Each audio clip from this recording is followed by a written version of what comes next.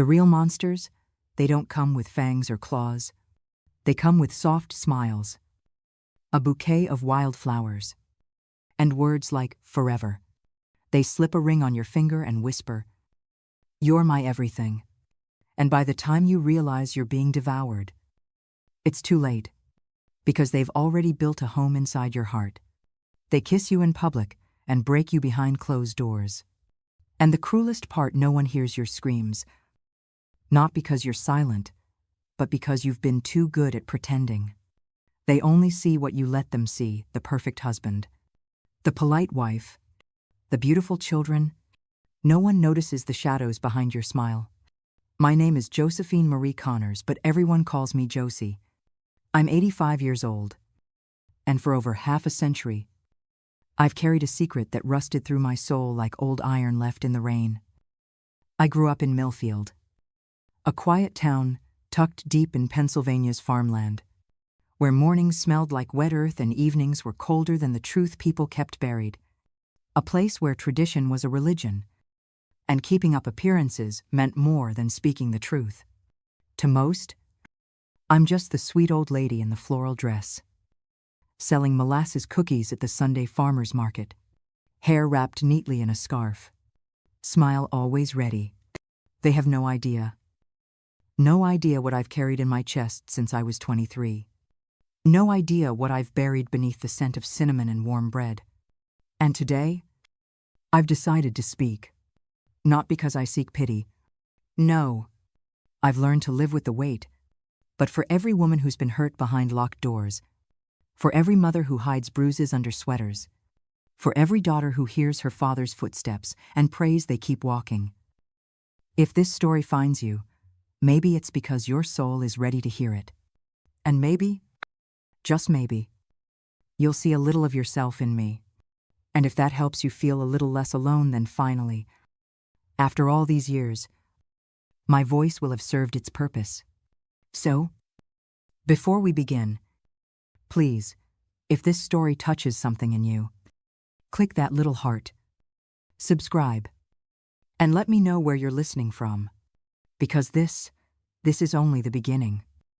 My life began, like most girls in rural Pennsylvania during the 1940s. Simple, predictable, honest. We lived in a weathered wooden house just outside the cornfields of Millfield. It creaked when the wind passed through. And in summer, the floorboards sang under our bare feet. We didn't have much, but we had bread on the table and kindness in the air.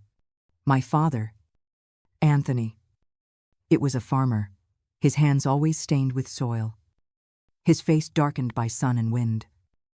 He rose with the rooster and only came home when the sky turned purple with stars. But no matter how tired, he'd walk in smiling and kiss my mother's cheek before saying a word. My mother, Sarah, was the quiet strength of our home.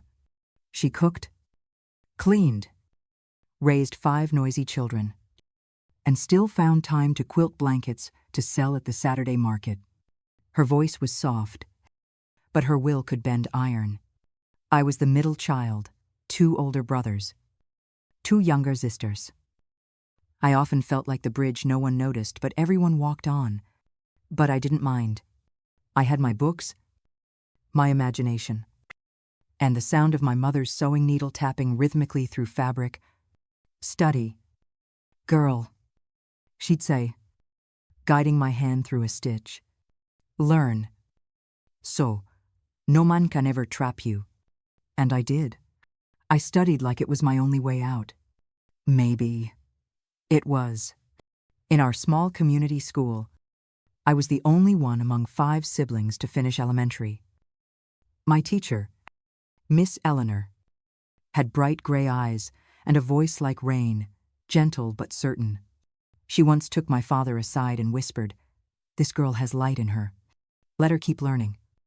Anthony, don't bury it under a husband's roof." To everyone's surprise, Papa agreed. And so, with second-hand books and a packed lunch, I walked 5 miles each morning to the next town's school. Through rain, frost, and heat, I carried more than my bag. I carried the weight of every girl who never got the chance.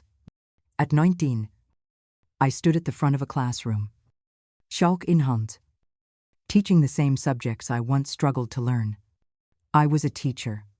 In 1957, for a farmer's daughter, that was nothing short of a miracle. I still remember my father's eyes that day, watching me through the cracked window. "I see your mother in you," he whispered, but with a book instead of a needle. His voice broke as he said it. That was the first time I thought maybe, just maybe, I could build a life different than the women before me. But even in my quiet victories, a whisper always followed me around town. "She's getting too smart. That's why she ain't married. Men don't want a woman who thinks too much." And still I kept walking to school, head held high. But some nights, yes, I admit it, I'd lie in bed and wonder what it might feel like to have someone waiting at the end of the day. Someone who'd look at me like I wasn't too much. Back then, I thought love was just something that hadn't happened yet. I didn't know. Sometimes love is the trap you don't see coming. It was the summer of 1960. The 4th of July celebration lit up the sky. And for once, even our sleepy town felt alive. Paper lanterns swung from trees. Children chased fireflies in the dark. Old men tuned fiddles under the pavilion, while women passed around lemonade in chipped porcelain cups. And me, I stood near the bandstand, holding my breath and my loneliness. At 23, I was still unmarried, odd for a small-town girl. The whispers hadn't stopped. Too smart for her own good. She'll end up a spinster. Poor thing. I pretended not to care. But that night, I ached to be noticed. Then I saw him. Tall, striking. Hair combed back with a city slick shine. He moved like someone who didn't belong there, and didn't have to. He wore a pale gray suit, too polished for a rural dance. When his eyes met mine across the crowd, something fluttered in my stomach. He walked over and said, "Would you honor me with a dance?" Miss No boy from town ever spoke like that. His voice had rhythm, confidence. It made my cheeks burn and my hands tremble. We danced. Once. Then again. 3 songs passed before I even realized my shoes were pinching. When the band took a break, he bought me lemonade and leaned in. "I've never seen a teacher so beautiful in all my life," he said, eyes never leaving mine. I laughed, shy but flattered. "You're just saying that." He smiled. "No, Miss Josephine, I never say what I don't mean." His name was Charles, an accountant, recently transferred from Philadelphia to work at the town's only bank. He was educated, mannered. He made the girls giggle and the mothers gossip. And me, he made me feel like someone worth looking at. That night marked the beginning of something I thought would be forever. Our courtship was old-fashioned walks in the square, with my brother trailing behind. Movies at the neighboring town's theater. Gifts like chocolate bars and ribbons for my hair. He was kind, gentle, never once crossed a line. 6 months passed like petals in the wind. And under the apple tree in my parents' yard, he took my hand and said, "If your father permits it, I'd be honored to make you my wife." I thought my heart would burst. A city man, educated, handsome, hard-working, and he wanted me. I said I needed to think, but truthfully, I'd already said yes 100 times in my dreams. The week after that night beneath the apple tree, Charles came to our home with a bottle of fine whiskey, a cigar for my father, and the kind of nervous charm that made my mother raise an eyebrow. They sat in the living room for what felt like hours. From the kitchen, my sisters and I leaned toward the wall, trying to catch every muffled word. Then finally, the door creaked open. Papa stepped in with a look so serious it froze my breath. And then, he smiled. "Come here, my daughter." He said, "Mister, Charles seems like a respectable man. If your heart agrees, then so do I." I felt my knees buckle, not from fear, but from the certainty that this was it. This was the beginning of everything I'd ever dreamed of.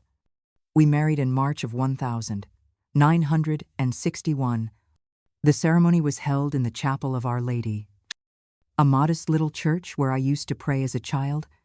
There were no fancy flowers or rented limousines, just family, neighbors, and a joy so genuine it didn't need decoration.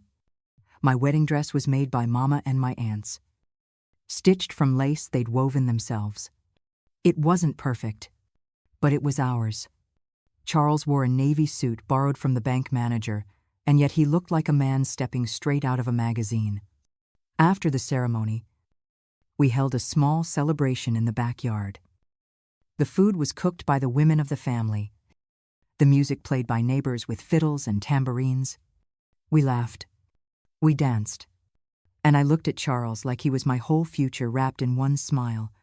He had rented us a little house near the bank, 2 bedrooms, a real bathroom inside, and a kitchen with a window above the sink. To me, it was a castle. In those early months, I lived the life every girl in my town was taught to want a husband who brought home wild flowers, who kissed me on the forehead when I burned the beans, who held me gently at night and never raised his voice, and the miracle he let me keep teaching. "Let them know my wife has a sharp mind," he'd say proudly. As well as a warm heart, I felt like I had won the lottery of womanhood. A career, a husband who supported it, a home that echoed with kindness. 6 months later, I found out I was pregnant. When I told Charles, he wept. Real tears. He touched my belly, still flat, as if it were sacred. "She'll be beautiful. Josie," he whispered, just like her mother. And she was. Marianne was born on a hot January morning in 1962. 20 hours of labor, 20 hours of pain I'd never imagined. And then there she was, red and wrinkled, screaming like the world had wronged her. But to me, she was perfect. When the doctor placed her in my arms, something inside me shifted forever. The world grew quiet, my breath caught, and I knew I would never, ever love anyone more. Charles cried when he saw her. His hands trembled as he touched her tiny fingers. "She has your eyes, Josie," he whispered. And in that moment, yes, I believed in miracles. Those first few weeks were a blur of sleepless nights, soft lullabies, and the scent of milk always on my shirt. I was exhausted, yes, but I was also the happiest I'd ever been. Charles, he surprised me. He came home early from work to help, changed diapers, sang her to sleep in a voice I didn't know he had. He even learned how to swaddle her better than I did. Our evenings, once filled with long talks about books and dreams, were now devoted to the little creature who had stolen our hearts. "She has your nose," he'd say proudly, bending over her crib that my brother built by hand. "I'm going to put our princess in a good school one day. She'll be a doctor, a lawyer, whatever she wants." 3 months after Marianne was born, I returned to teaching. It tore at me to leave her each morning, but I knew being a teacher was also part of who I was. My sister-in-law watched her during the day. She lived just 2 streets down, and loved Marianne like her own. And Charles supported me, proud. "Even, my wife teaches the next generation," he'd say to his colleagues. "My girl's got brains." Back then, it felt like I had it all. A healthy daughter, a career I loved, a husband who believed in me. It felt like heaven. If only I'd known even heaven has cracks you can't see until they split open beneath your feet. It was subtle. At first, the kind of change that doesn't scream, it whispers. Charles no longer whistled when he came home. He stopped bringing wildflowers. He sat down harder at the table. Sighed deeper. Spoke less. He said he was tired. The bank's growing. He muttered. More pressure. More idiots working under me. I believed him. After all, we were all tired. Marianne was teething and cranky. My classroom had grown by 12 new students. And some days, I barely had time to breathe between motherhood, grading, and laundry. So I did what wives were taught to do. I tried harder. I made his favorite meals, kept Marianne quiet in the evenings, pressed his shirts extra smooth. Anything. Just to bring back that man who once danced with me under July stars. But the more I tried, the more distant he became. One evening, he came home furious. He'd had a bad day at the bank, an error in a client's account. He ranted all through dinner, voice rising with each bite. That idiot should have been fired years ago. Now I have to clean up his mess. I reached for the pot and served him more stew. It'll all look better in the morning, I offered gently. He slammed his hand on the table. The plates jumped. Marianne cried out, startled. Don't tell me how to handle my job. Woman, I froze. The man across from me, his face twisted in anger, was not the man I married. That night, he came home late. Smelling of whiskey? I pretended to be asleep. The next morning he kissed my cheek as if nothing happened. As if the table hadn't shaken. As if Marianne hadn't cried herself to sleep in my arms. And I let him pretend. Because maybe, just maybe, I wanted to believe it was a one-time thing. It wasn't. The next time came quicker. Louder. More cruel. One day it was because I'd bought Marianne a new dress.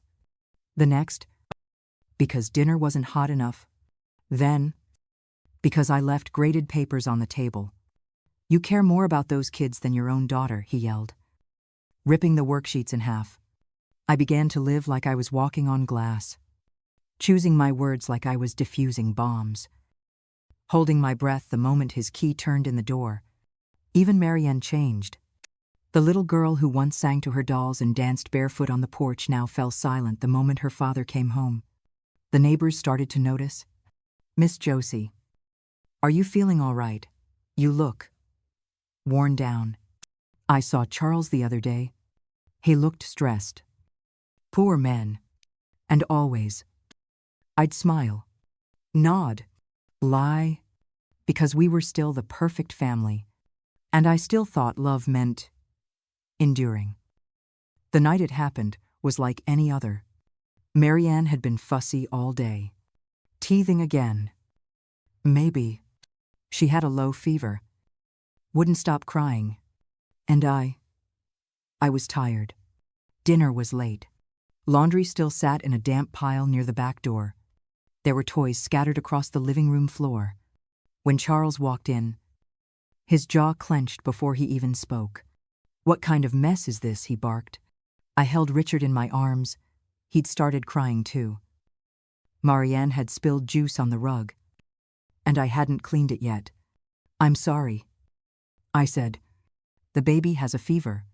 I haven't had a minute. He didn't let me finish. His hand rose before I saw it coming. And then the sound. Sharp. Final. My cheek exploded in heat. The floor tilted. I nearly dropped the baby. Marianne screamed. Daddy. No, Charles froze. It was like something inside him snapped into focus. He looked at his own hand as if it didn't belong to him. Looked at me, my face already swelling. Looked at our son, wailing in my arms. Then he turned and walked out. No apology. No explanation. Just the slam of the front door. I stood there, shaking, rocking Richard as my tears fell silently onto his tiny back. Marianne crept closer, eyes wide with fear.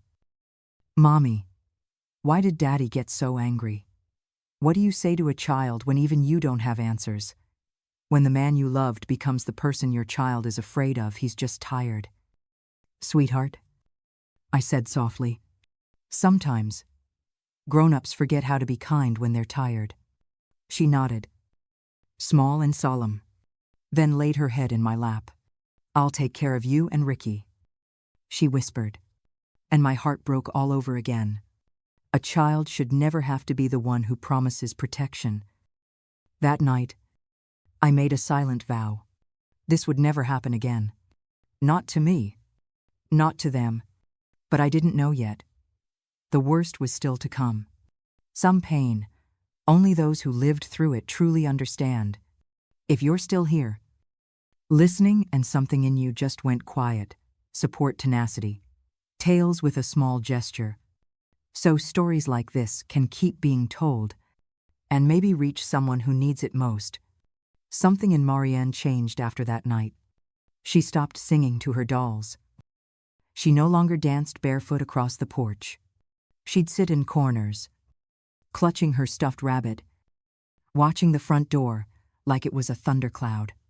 And I noticed. But I told myself stories. She's just sensitive. I whispered, it's the age. Children go through phases. And I kept going, kept cooking, kept folding laundry, kept pretending we were fine. Because pretending was easier than admitting I'd married a man who frightened my daughter. Charles returned to his charming self for a while. He brought home candy, laughed loudly at dinner, called Marianne his little princess. But she flinched when he touched her hair. She avoided his lap. She avoided his eyes. I saw it. And still I said nothing. Because to speak it aloud would mean I'd have to do something, and I was scared. Scared of breaking the illusion. Scared of starting over. Scared of the silence that would come if I screamed the truth and no one believed me. Charles had become unpredictable. He could be gentle in the morning and cruel by nightfall. The house felt like a minefield. I tiptoed through it, hoping Marianne wouldn't step where I had. The neighbors kept talking. Charles seemed so tense lately, they'd say, sipping sweet tea on their porches. You all right?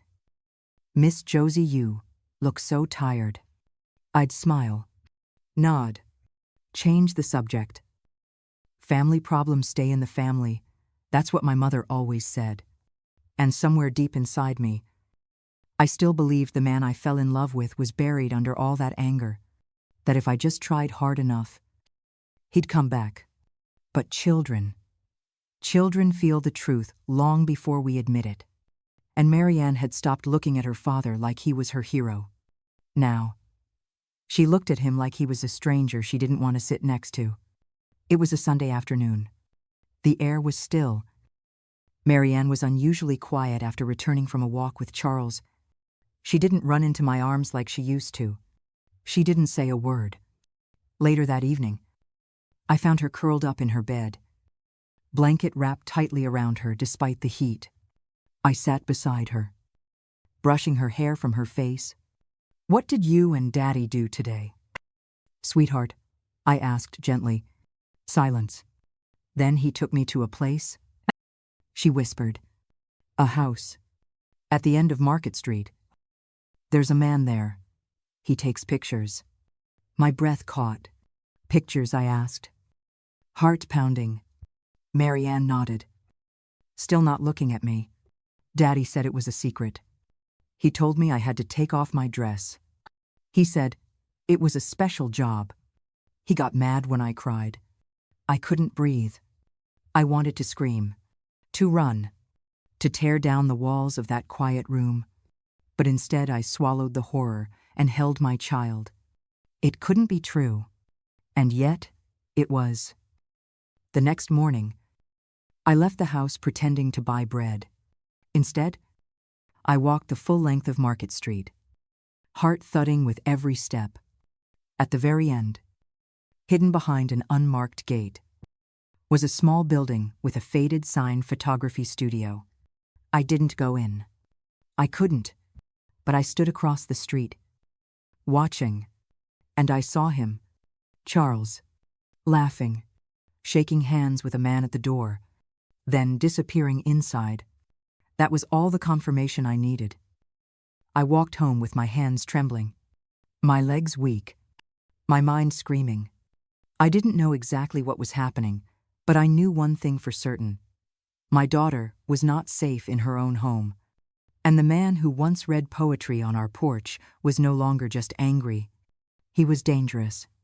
That night, I waited until the house was quiet. Charles was asleep or pretending to be. The hallway creaked beneath my feet as I tiptoed to Marianne's room.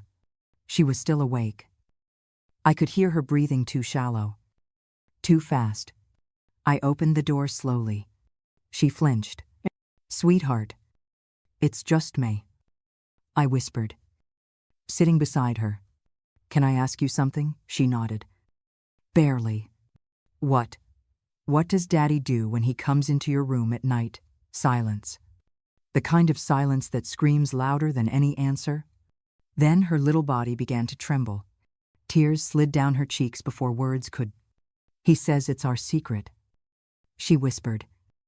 "That all daddies do it with daughters they love." My hands clenched into fists in my lap. "He told me if I said anything, you'd be mad. That you'd send me away. That it was my fault."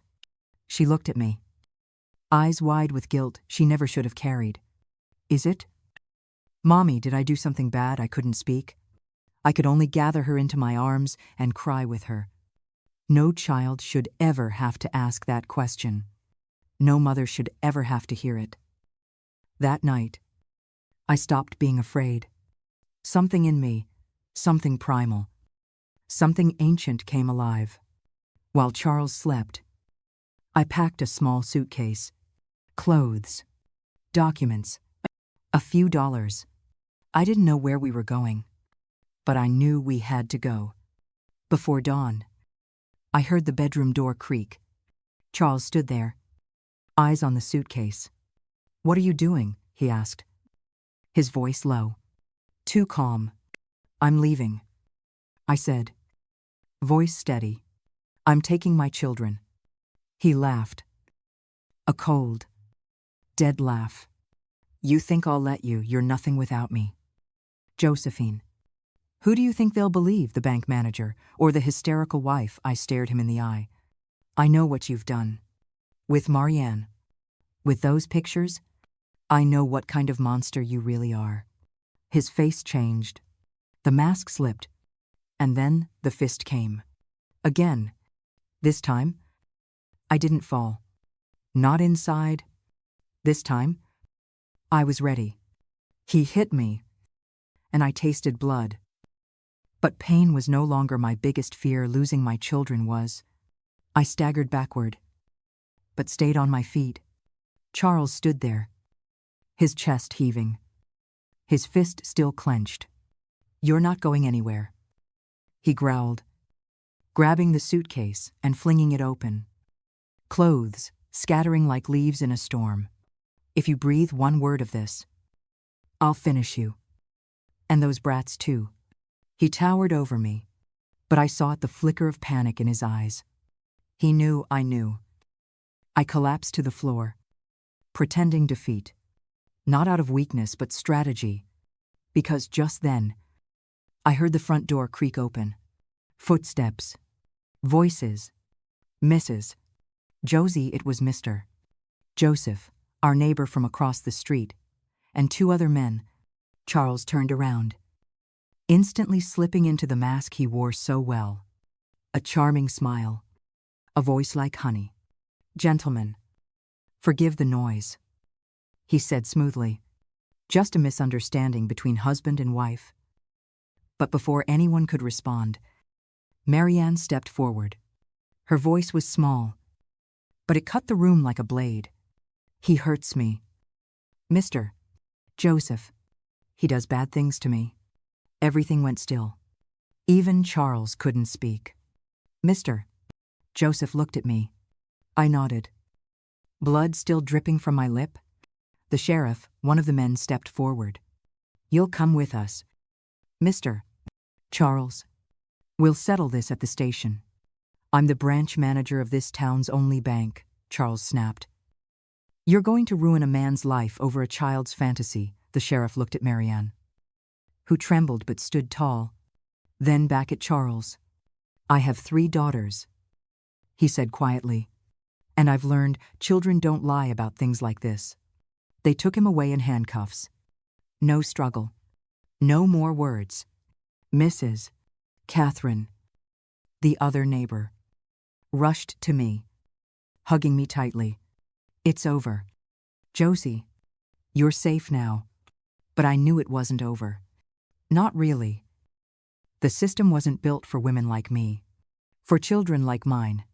The next battle would be even harder, not against Charles, but against doubt. Some truths don't need to be shouted. They speak in a child's eyes wide, terrified, refusing to lie anymore. That night, when Marianne ran barefoot to Mrs. Catherine's door, holding Richard close and crying for help, she didn't know she was igniting a fire no one in our quiet town could put out. I was still in the house with Charles. He had cornered me in the hallway, rage rising like a storm behind his eyes. When the knock came, then another, and then the voice of Mr. Joseph from across the street. Mrs. Josie, is everything all right in there? Charles stiffened. His smile came back, that rehearsed, polished one he wore for bank meetings. He opened the door with feigned calm. Gentlemen, sorry for the noise. Just a little marital disagreement. You know how women get. But before he could spin his web of charm, Marianne stepped out from behind Mr. Joseph, hair disheveled, ice rough, voice shaking, but clear. He hurt me. Silence. You could hear the wind rustling through the oak leaves. Mr. Joseph turned to her gently. What do you mean? Sweetie, she looked at me, at Charles, then straight at the sheriff, who had arrived with the other men. He touched me. My daddy touched me where he wasn't supposed to. He said it was a secret, a small voice, but it cracked the sky. Charles turned white, then red. I don't know what she's talking about. She's confused. She's a child. The sheriff stepped forward. Mr. Connors, we need you to come with us. You can't be serious. I'm the branch manager at I'm also a father of 3 girls. The sheriff said quietly, and I've seen the look in a child's eyes when they stop being safe. You're coming with us. I didn't cry. I didn't scream. I simply reached for Marianne and Richard and held them against my chest as they led him away. Neighbors watched from windows. Whispers began before the squad car disappeared. In a town like Millfield, truth doesn't travel fast. Gossip does. It should have ended there. That moment, Charles was taken away in handcuffs. But monsters rarely leave quietly. And small towns don't forget their loyalties overnight. By the next morning, Charles was out. Bailed. Clean clothes. Clean shave. Walking down Main Street like nothing had happened. Like he hadn't shattered a little girl's soul the night before. I stood at the window of Mrs. Catherine's guest room, watching him smile and nod at familiar faces, and what chilled me even more, they nodded back. At the police station, they questioned me like I was the criminal. Are you sure you didn't misinterpret something? Mrs. Connors, you've been under stress. Children can imagine things. You know. No one dared say it outright. But their eyes did. You're hysterical. You're emotional. You're dangerous. Even the church was quiet. No sermon condemning evil. No prayer offered for Marianne. Just silence. The kind that sounds like judgment. On the 3rd day, a neighbor who used to buy cookies from me at the market stopped me outside the post office. I always thought you were a good woman, Josie. But accusing your own husband, that's not right. He's a respected man. And just like that, I became the villain. The whispers followed me down every street. Maybe she made it up. Maybe she was jealous. Maybe she found out he was cheating and this was her revenge. I wasn't just fighting a man. I was fighting a town. A world that would rather protect a predator than believe a mother trying to save her child. Mrs. Catherine took us in. But even she couldn't shield us forever. Her husband, kind but cautious, said, "You've got to be careful, Josie. People are starting to talk." As if I hadn't noticed, my children and I became shadows. No home. No allies. No safety net. I began to fear not just Charles, but everyone else. Too. Because now I knew what scared me the most, not his hands, but the hands that refused to pull him back. The mouths that refused to speak up. The hearts that found it easier to doubt me than to confront the monster they'd called Sir for years. When everything was crumbling, when even the air seemed to whisper, "You are alone," God sent an answer. Not in thunder, not in miracle, but in the form of a woman named Augusta Bennett. It was a Thursday afternoon. I remember because the sun was out. But I felt no warmth. Marianne hadn't spoken all morning. Richard had a fever.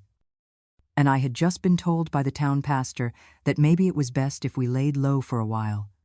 That's when Father Roman came, with a woman in her 60s, tall, straight-backed, and wearing a hat that reminded me of dignity. She stepped into Mrs. Catherine's small kitchen like someone who belonged to a better world but never forgot the broken.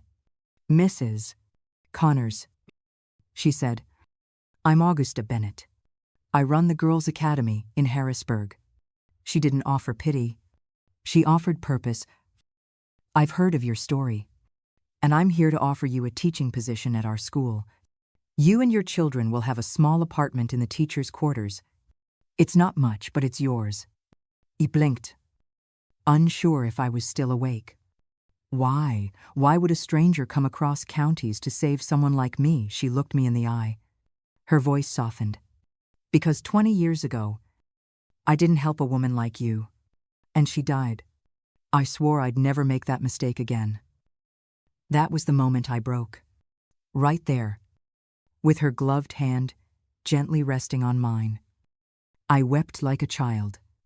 Within a week, we left Millfield. Left behind the shame, the whispers, the poisoned air. No furniture, no farewell. Just a suitcase, 2 children, and a future. As the bus rolled toward Harrisburg, Marianne curled against my side, and Richard slept with his little head on my lap. For the first time in years, I believed we had been given a second chance. And this time I wouldn't waste it. Starting over sounds poetic. Until you're standing in a room full of silence, with 2 children staring at you, and all you have is a mattress on the floor and hope hanging by a thread.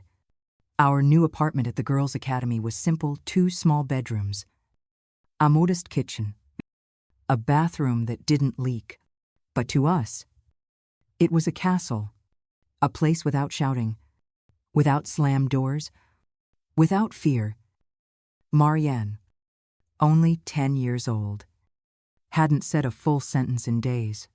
Richard, just 2, asked questions constantly in his babbling way, trying to understand why the world had suddenly changed so much. I threw myself into work. I began teaching English and literature to the younger girls. Books became my anchor and stories. My therapy. If I could show these girls the power of words, maybe I could remember that I, all too, had a voice worth hearing. Marianne started seeing Dr. Claire, a kind young woman with steady hands and a voice as soft as rain. She never rushed my daughter, never forced her to speak. She waited, listened, and little by little, Marianne began to draw again. Not just shadows this time. There were glimpses of light. Richard, so young, adjusted quickly. He chased butterflies in the courtyard. I fell in love with the smell of fresh books and made everyone at the academy smile with his crooked little grin.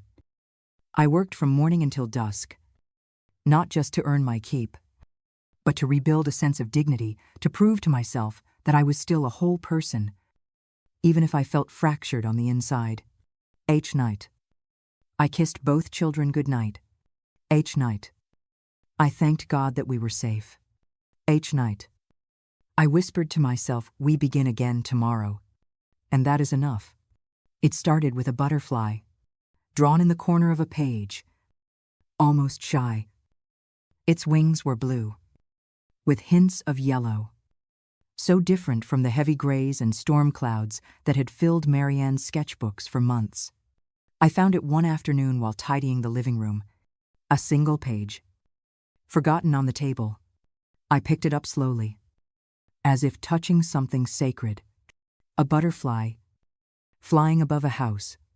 The house had windows wide open, curtains fluttering, and beneath the drawing, written in her uneven hand, one day, this will be our home. I couldn't stop the tears, not of sadness but of something tender, quiet, like a warm light being lit in a long abandoned room. That night, Isette Bill, she was still awake, eyes open, staring at the ceiling. I saw your drawing, I whispered. She turned her face toward me. For the first time in many months, there was no shadow in her eyes, just a fragile sparkle hope. I think it's beautiful, I said, brushing her hair gently. Marianne nodded. I want to live in a house like that, Mommy, with flowers and no locked doors. You will, I promised, my voice trembling with a truth. I didn't fully know how to guarantee, but my heart meant every word. That drawing wasn't just ink on paper. It was proof that healing was beginning, that her soul, our souls, were finding their way back to color. The past has a cruel way of knocking, just when you start to believe it might finally be behind you. It came in the form of a letter, folded neatly in an envelope with my sister's handwriting on it. I recognized the script instantly. She only wrote when it was serious. I opened it by the kitchen window while Richard played with his toy trucks on the floor.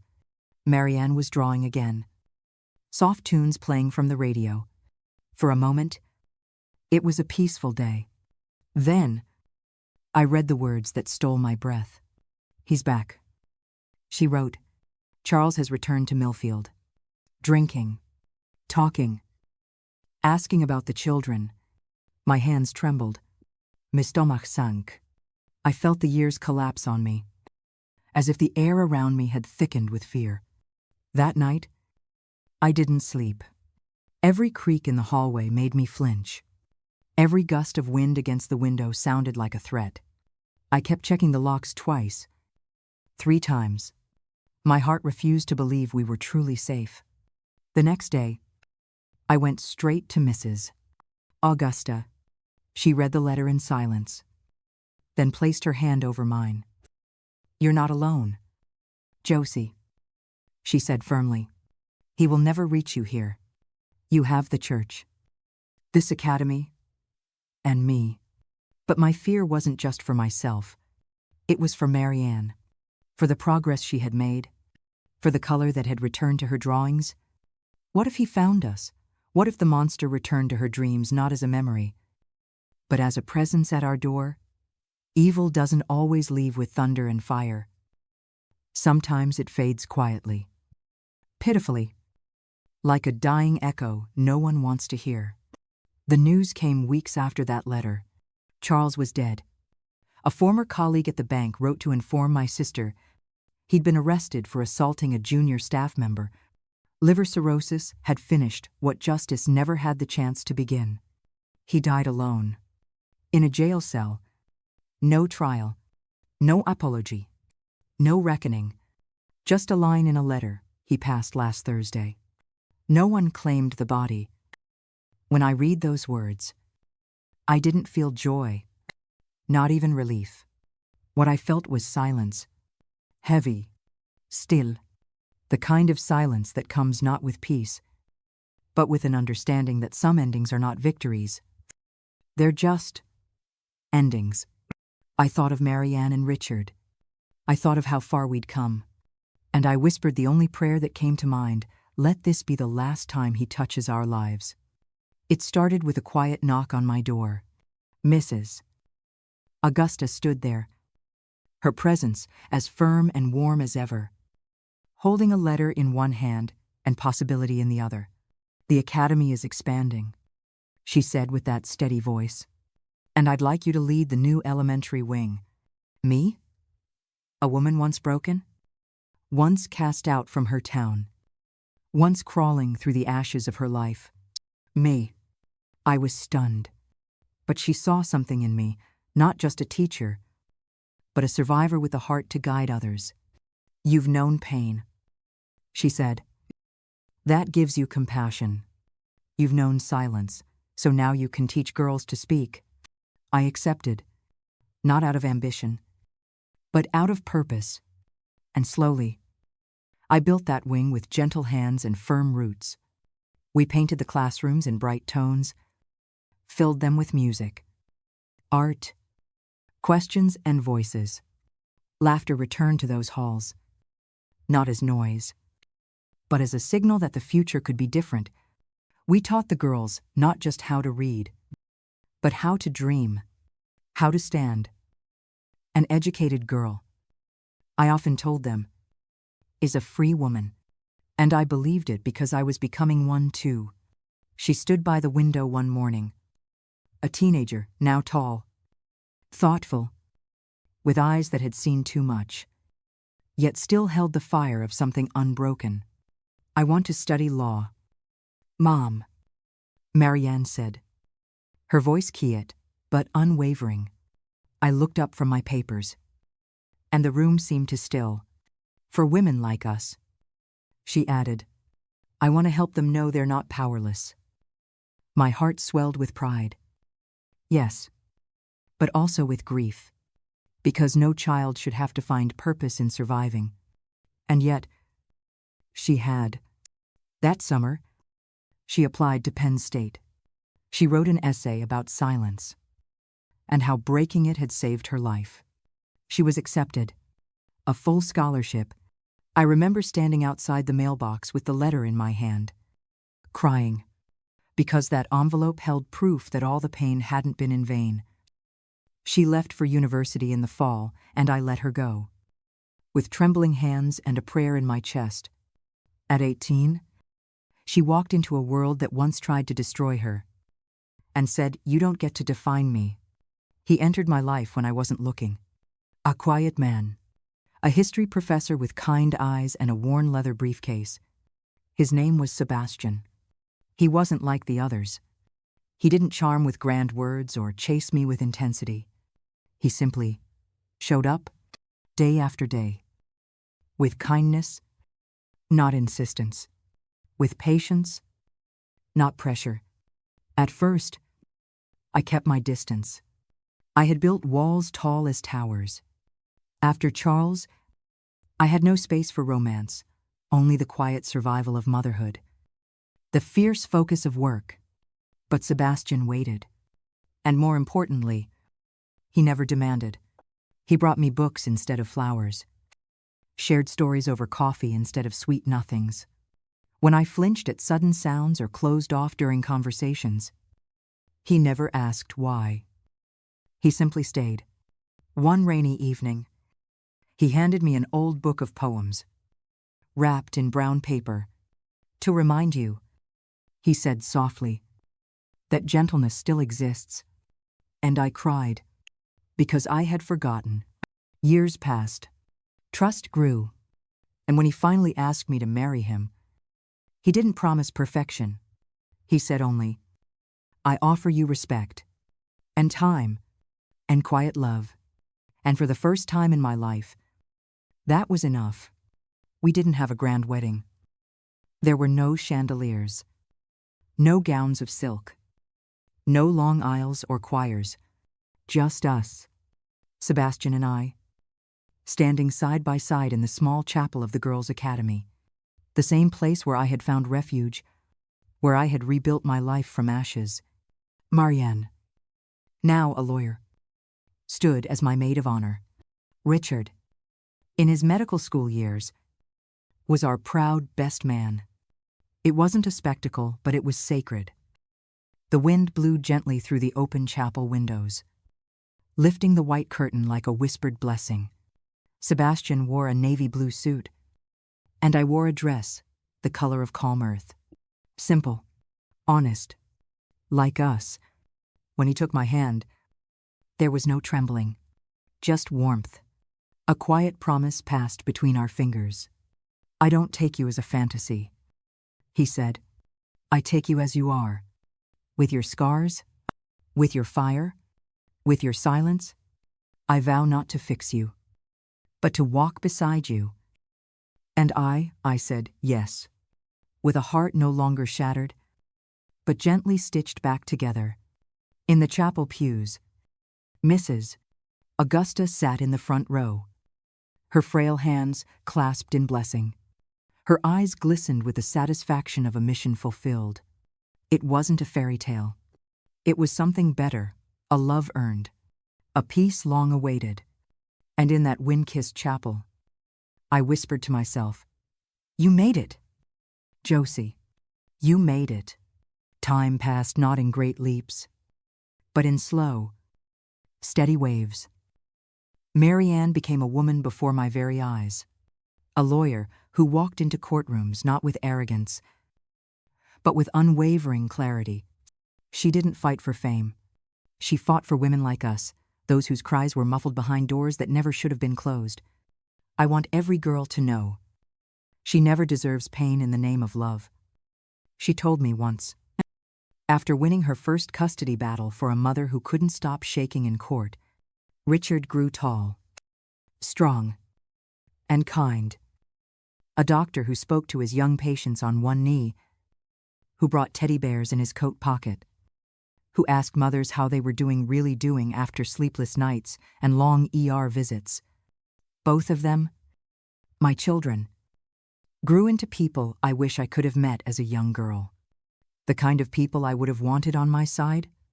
And the most beautiful part, they loved gently. Marianne chose a husband who listened. Richard married a woman who laughed from her belly and spoke kindly to strangers. When they had their own children, I watched a cycle end. No shouting, no slammed doors, no fear in little eyes, only hugs that lingered, only "I'm sorry" said without pride, only love that didn't hurt. This was our miracle. The older I get, the more I understand that healing doesn't always mean forgetting. Sometimes, it means learning to live with the weight and still choosing to move forward. At 85, I often sit by my little window, tea in hand, and trace my life through memories.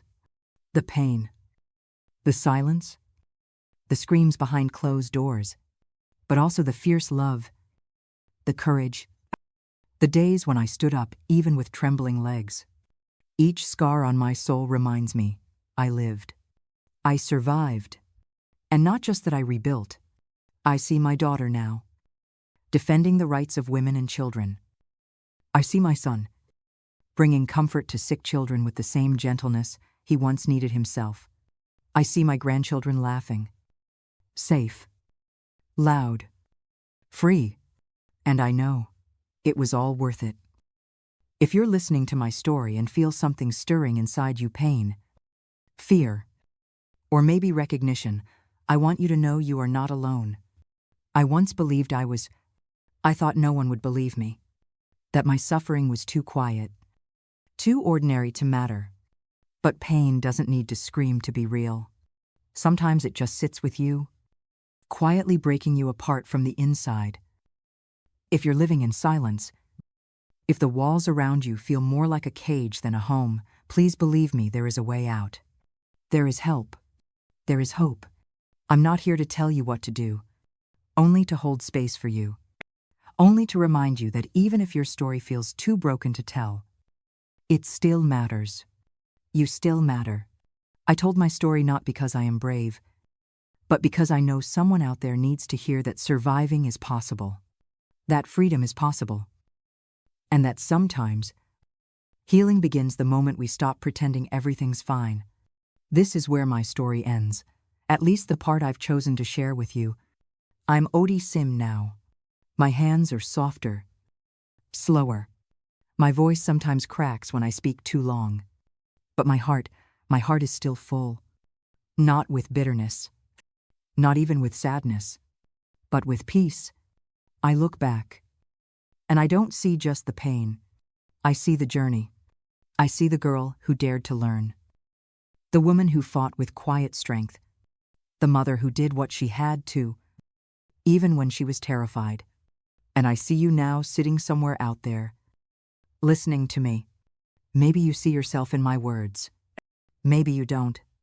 Either way, I want to thank you for staying, for listening, for allowing my voice to matter one last time. If this story found a home in your heart, keep it. Tell it again. When someone needs it, or better yet, tell your own. Because the stories we carry, they carry us in return. They remind us that healing isn't a destination. It's a quiet, everyday choosing. And I hope you choose it. Again and again. If this story sat quietly with you, if it reminded you of someone, or simply made you pause, then let Tenacity Tales be a place where stories like this are kept safe. Just one quiet follow, one gentle share, is more than enough to keep the flame alive.